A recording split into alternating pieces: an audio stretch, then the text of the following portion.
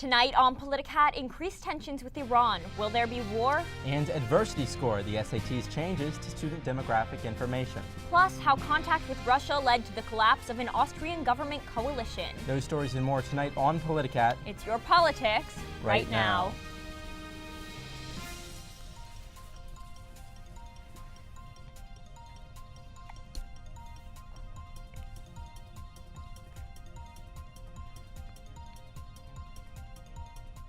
Good evening and welcome to Politicat. I'm Joey Safchuk. And I'm Justin Sweetwood. There's lots of news to cover this week, so let's unpack it. Yesterday, Lori Lightfoot was inaugurated as Chicago's first openly gay and black female mayor. The city's 56th mayor is already making waves throughout town. Her first order of business, to end Chicago's aldermanic prerogative. The unwritten rule allows aldermen unlimited zoning and permitting power in their wards. While City Council is likely seething at this announcement, many Chicagoans appear to be relieved by her efforts. Missouri is the latest state to pass a bill banning abortions after a fetal heartbeat is detected. This makes it the 8th state this year to pass abortion restrictions. Alabama's bill was the first to pass an outright ban on abortion, while other states have made it so the procedure is only available in the earliest stages of pregnancy, before many women even know they've conceived. It's expected the latest bans will face lengthy court battles before being put into effect. Last week, President Trump opposed the federal LGBTQ non-discrimination bill. Democrats reintroduced the Equality Act this spring. The bill would provide the LGBTQ community added protections by adding sexual orientation and gender identity to federal civil rights laws. Though Trump's administration said they oppose, quote, discrimination of any kind, they claim the bill is filled with, quote, poison pills that threaten to undermine parental and conscious rights. The Democratic race for president just got more crowded. Last week, New York City Mayor Bill de Blasio and Montana Governor Steve Bullock both announced their presidential bids. De Blasio hopes to show his progressive urban leadership can translate to a countrywide scale. Bullock has hinged on his ability to pass progressive legislation in a red state. Their entries into the race raised the number of Democratic candidates to 24. The tense relationship between the U.S. and Iran has some experts worried. Iranian President Hassan Rouhani even said today that the situation is, quote, not suitable for diplomatic negotiation. The spike in tensions began when the U.S. National Security Advisor John Bolton announced earlier this month that the U.S. will deploy an aircraft carrier to Iran in response to escalating threats from the area. Specifically, U.S. intelligence says Iran intends to target U.S. troops in the Middle East and is toying with the idea of entirely rebooting their military program. Now, President Trump and some American allies have specifically said that they hope war will be avoided, but certain people in the Trump administration, like Bolton and Secretary of State Mike Pompeo, see Iran as one of the routes to conflict in the Middle East and want to end the threat.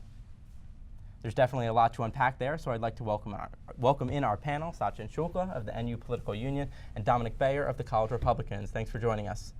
So I think the obvious question is, are we on a collision course with Iran? No, I actually believe the Trump administration has averted the potential for conflict in the Middle East with Iran specifically by taking a hard position, by telling Iran, we will not tolerate abuses. We will not tolerate you restarting your nuclear program. We will not tolerating you trying to close the Straits of Hormuz by deploying increasing military strength. I think the Trump administration understands the motto of peace through strength. By showing the other guy that you're not going to budge in the face of their threats, he has actually been able to decrease the likelihood of conflict in the Middle East. Now, Sachin, I think there's a difference between intent and impact. What do you think the impact of Trump's rhetoric will be? In terms of rhetoric, I think Trump's rhetoric over the past couple days about if there is war, it will be the official end of Iran, yada yada. I think that has made people think that war is more likely than it actually is.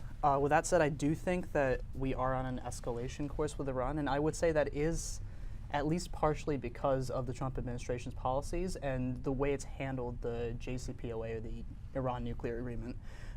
By pulling out of it, and more than pulling out of it, kind of doing a complete 180 and putting pressure on European countries, other signatories to the JCPOA, it's kind of put Iran in a very difficult place by ramping up economic pressure on the Iranians. And I think that's what Dominic is referring to in terms of peace through strength and refusing to tolerate abuses. But you have to ask yourself whether this is just going to make it into a cornered wild animal that will lash out and cause even more problems when you really put the pressure on it. The Iran nuclear agreement, by contrast, it helped to slow down and even halt Iran's nuclear development while also helping to reintegrate it into the developed world. Now, Bolton and Pompeo have both said Iran's government needs serious reform. And Bolton said in 2017 that United States policy should be to, quote, overthrow the current regime. Now, how similar is this situation to the U.S. intervention that started the Iraq War? Are they comparable? I don't think so. I think we're using much more, I don't want to say soft power, but it's not as if the current escalation, or I think anything that's even likely to happen, would be a full-scale invasion of Iran. I would also say that the threat from Iran is far more credible than what it looks like the threat from Iraq was back then. Iran has been on all kinds of bad behavior in the Middle East, whether it's in Syria or currently in Yemen with the Houthi civil war going on there. And even if you think that the Trump administration is a nefarious and untrustworthy source, the Iranians are probably worse. So I wouldn't compare it to the Iraq War in that I don't think it will escalate that far, and I also think that it's much more likely that Iran is up to something. Yeah, I actually have to agree with Sachin on that point, but I would like to emphasize that we really need to commend the Trump administration for emphasizing the issue that Iran really needs to change its regime. Its support for extremism and terrorism within the Middle East and a radical Islamist view cannot be allowed to continue. I don't believe, and I don't think people in the Trump administration believe, we should invade Iran to effectuate regime change, but we should be supporting dissidents and more moderate people within the regime to reform their country to make it more palatable to U.S. interests. Now, Trump has said that he hopes war will be avoided, but he appointed certain people in his cabinet who look to want to see it happen. How do you think this is going to play out within the administration? I don't think that's factually correct. I don't think people like National Security Advisor Bolton or Secretary Pompeo want war to happen. The thing is, they realize that we need to take a hard line against Iran, against their abuses, and make it clear that if they will continue, if they want to start a conflict, we will be there. We will be willing to fight them if we have to. But it's not that they want war. It's not that they want us to launch airstrikes into Iran and invade tomorrow. That's not what they're asking for. I think I would agree with Dominic that I don't think anyone in the Trump administration necessarily wants war, not even John Bolton. They're certainly more open to it than they're past certainly more open to administrations. it, but what I think that's confusing is people that are just more hawkish in terms of their foreign policy in general, more hawkish and less internationalist, I would say, with people that are actively looking to start wars. What I would say, the way that's played out is that they've had policies whose effects are to escalate war with Iran. I mean, Dominic talks about encouraging moderate elements in the Iranian regime. But when you look at the Iran nuclear agreement that President Obama negotiated, that rewards the Iranians for taking a more moderate stance on their nuclear program. And Senator Chris Coons of Delaware made a point in a live stream I watched a couple years ago that by pulling out of the Iran deal and making it harder for the U.S. to be in the driver's seat on where the nuclear programs goes, you're kind of doing exactly what the most conservative hardline elements of Iran's regime want. So I don't think anyone in the Trump regime, the Trump administration is looking for a fight, but I think they shouldn't be scratching their heads as to why we're headed towards one. I would like to push back on that actually. I don't think getting out of the Iran deal is actually backing up extremist elements within the Iranian government. I think actually the contrary. Sachin, I think, conveniently glosses over the sunset phase in the nuclear agreement, which means that the Iran agreement wasn't actually preventing Iran from developing nuclear weapons. It was just kicking the can down the road to allow them to develop these weapons later on. But it allowed the government to strengthen itself by getting rid of all the sanctions that were putting pressure on the government to reform itself, to become more open to the West. And by getting rid of that agreement, we're putting pressure on the current government to reform. And I think overall it's better for the U.S.'s national interest than remaining in the agreement was. So I don't think it's, I think it is, from what I understand of the fine print of the deal, I think it is true that it is more of a delay, but you're talking about Iran was headed to a nuclear weapon very, very quickly before that deal was put into effect. So you probably saved a lot of important tensions. But more importantly, you've given Iran an incentive to cooperate. You've given an incentive to engage with the rest of the world and not just kind of be isolated and go do terrorism wherever it wants. That's what you were getting with the Iran deal. And more importantly, even with the it's not just that the Trump administration has pulled back from the JCPOA. They've also threatened European allies that wanted to keep trying the cooperation. And that puts us in that's not at all a reasonable, level-headed, sensible policy, and it's going to get us into trouble. All right, we're going to have to leave it there. We'll be right back with more Politicat.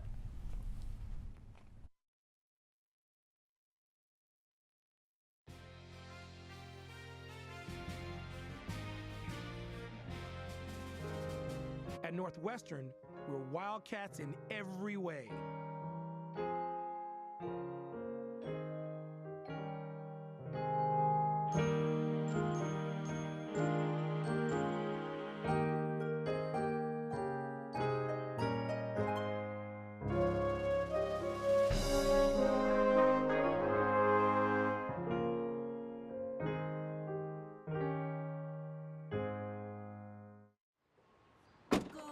Northwestern break right through that.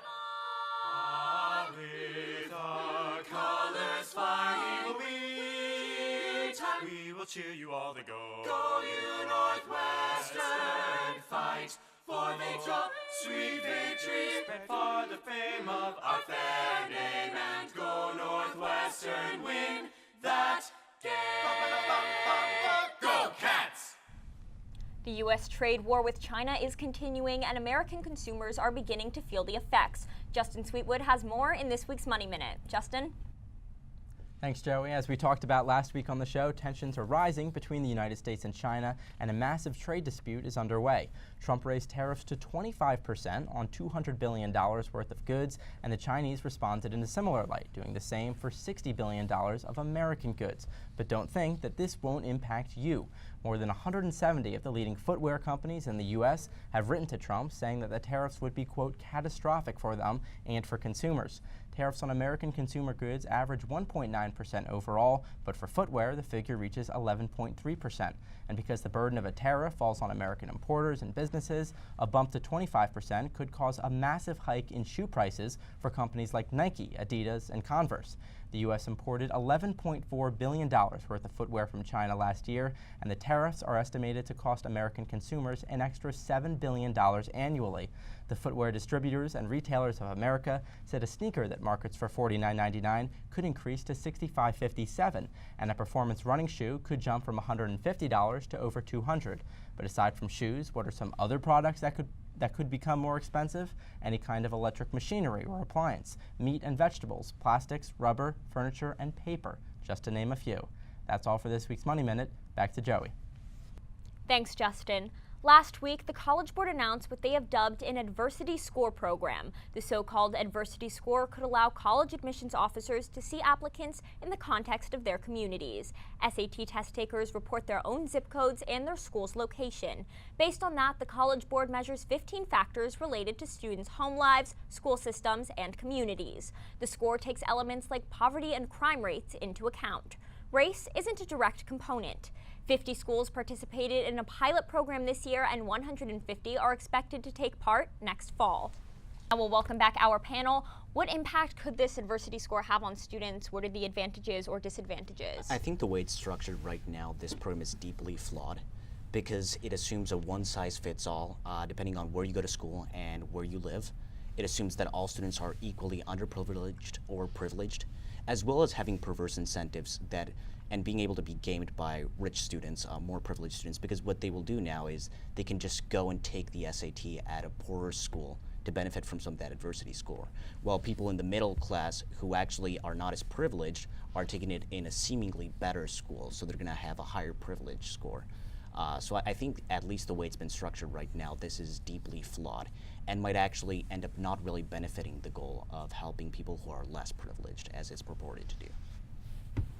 So I actually think it's pretty solid. I looked at all the different factors that it considers, and I think it hits most of the really important points that you want to talk about, things like where they live, what the median income is, what the education level, whether they live in a family with a single parent. I think Dominic and I both agree that a good amount of research shows that that causes problems for opportunities for kids down the road.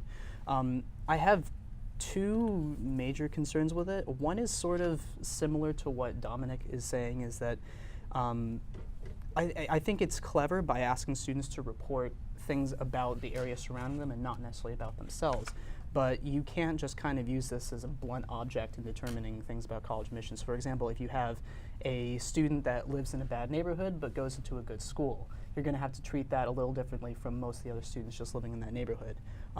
So the way I see it, you kind of have three big pieces of information: the student's own demographic info, their neighborhood, and their school. And you kind of have to be clever about the way you're putting those together to get a full picture of what a student's like. The other thing I think is that it doesn't consider race.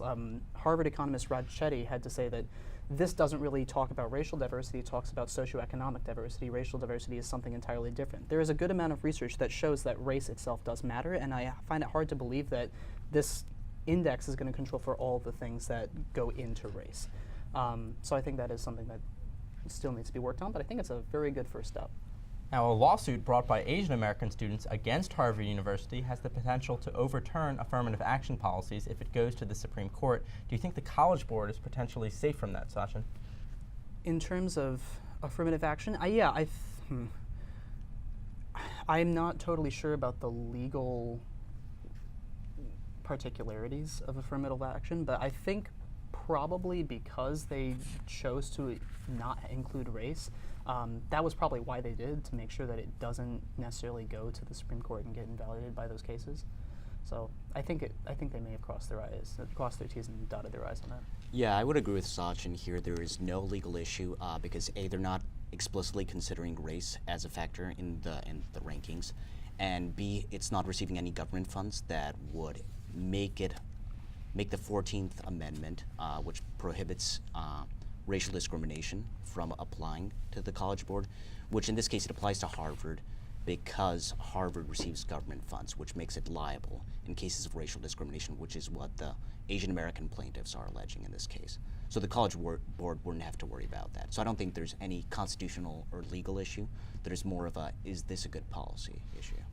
So some schools are phasing out SATs and other standardized tests as part of their application. So could this adversity score be a PR stunt to keep the College Board relevant in coming years in this changing landscape?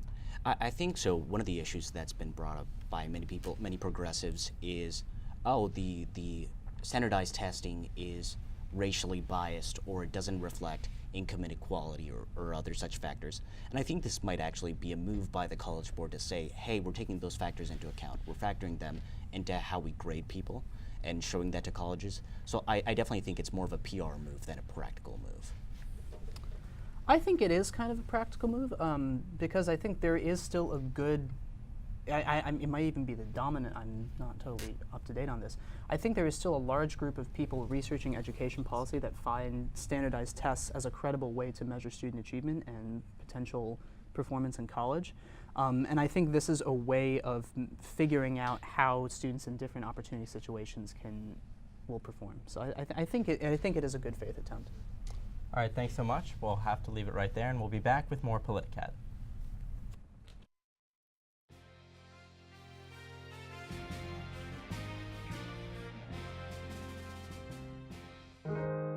At Northwestern, we're Wildcats in every way.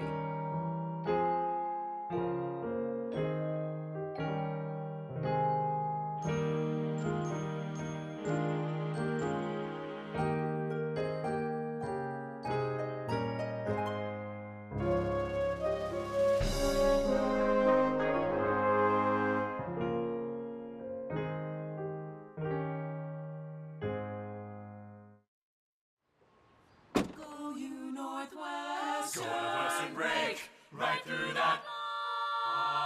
With our colors flying, we will cheer you all to go. Go you Northwestern, fight for victory, sweet victory, for the fame of our fair name, and go Northwestern, win that game. Go Cats! At Northwestern University, we are pioneering innovation and achieving excellence across every imaginable discipline.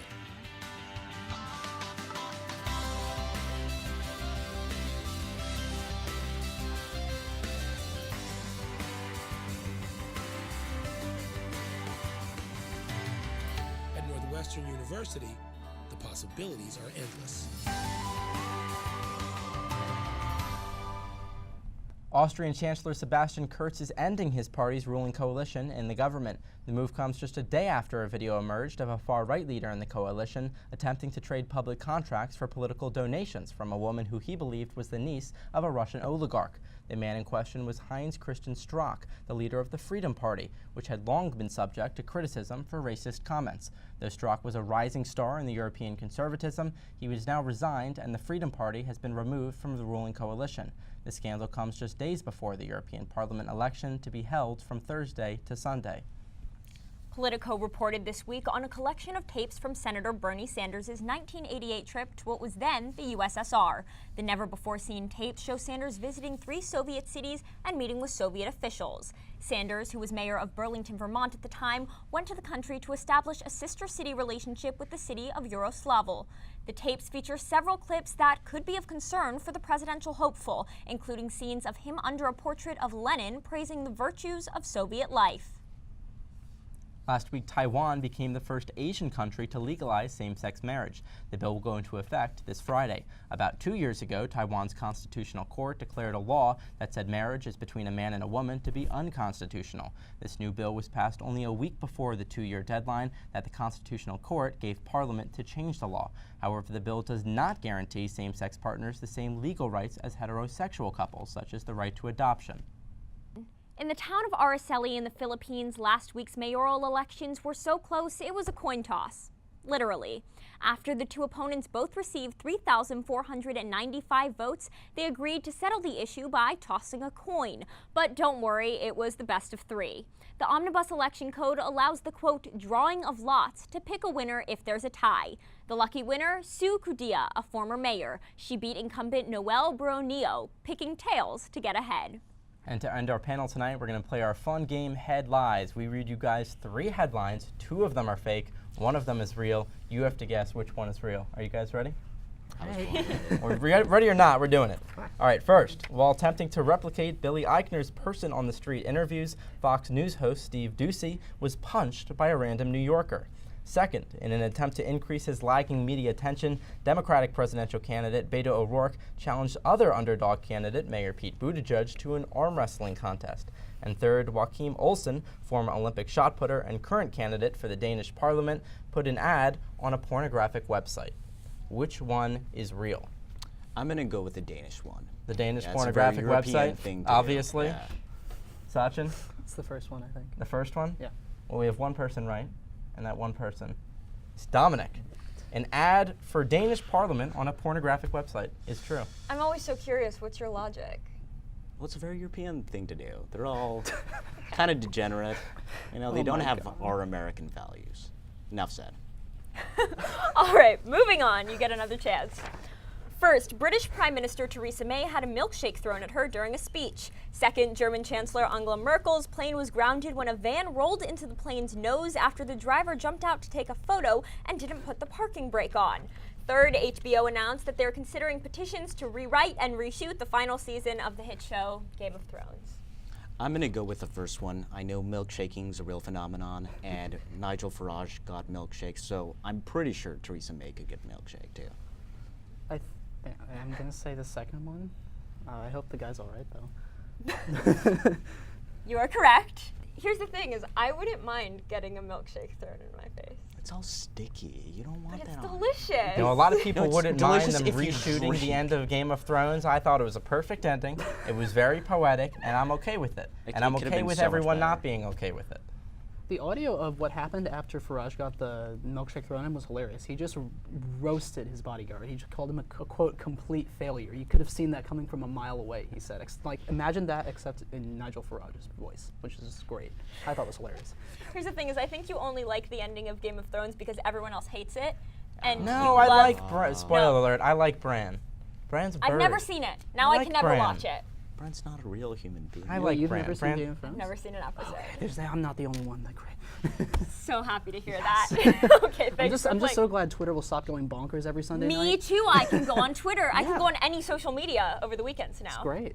Very nice. We'll leave it right there. Thanks for joining us. We'll be right back.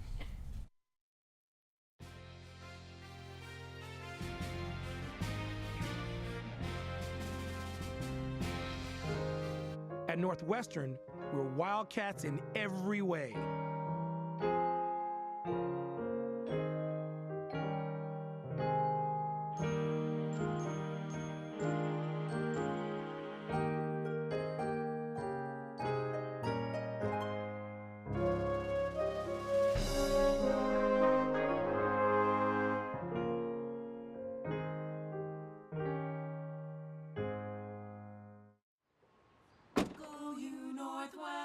Go Northwestern, break right through that.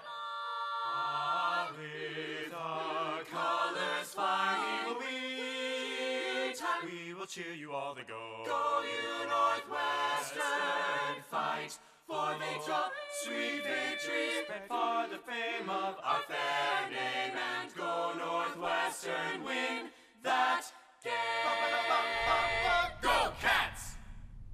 Tonight is the last Politicat of the school year, and since we won't be here to talk about all the upcoming politics over the next few months, we wanted to take a look ahead. First, 2020. 24 Democrats have announced their candidacy for president at a rate of almost one per week. Mayor of New York Bill de Blasio was the latest to announce last Thursday, but it looks like he might be the last major candidate to declare.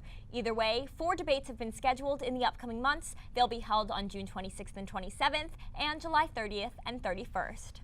And while President Trump very likely wishes he could focus on campaigning for 2020, he's facing a number of challenges in the White House. House investigations into the Justice Department's handling of the Mueller report have heated up, and Attorney General William Barr, as well as White House counsel Don McGahn, are currently fending off subpoenas to appear before the Judiciary Committee. And today, the committee issued subpoenas for former White House officials Hope Hicks and Annie Donaldson, who are scheduled to appear before Congress in late June. All this is happening while some House Democrats call for impeachment on the basis of obstruction of justice. They were joined this week by Republican Justin Amash, and if the momentum continues to build, this summer could be uncomfortably hot for the president. And on a different note, there will be a number of elections taking place across the country in the coming months. 1 House seat in Pennsylvania and 2 in North Carolina will be decided in special elections, while Kentucky, Louisiana, and Mississippi will all elect governors in November. When we come back in September, we'll have updates on these stories, and we'll be covering whatever new stories emerge. But for now, a word about staying informed. There is so much drama, intrigue in every campaign, election, and investigation scandal that it becomes easy to forget about, well, everything else. But each day in this country, hundreds of decisions are made at the federal, state, and local level, which affect us all. It's difficult to comprehend and almost impossible for any single news outlet to cover. This democracy works best when its citizens are well-informed and active. And while that is partly the job of us as journalists, at the end of the day, that's a personal choice. We encourage all of you to make that choice, to take an active role in learning about the issues you care about, and to shoulder the burden of educating your fellow Americans. So from all of us here at Politicat, thank you for watching this year, stay informed, and we'll see you in the fall. That's all the time we have for tonight. I'm Joey Safchik. And I'm Justin Sweetwood. Good night.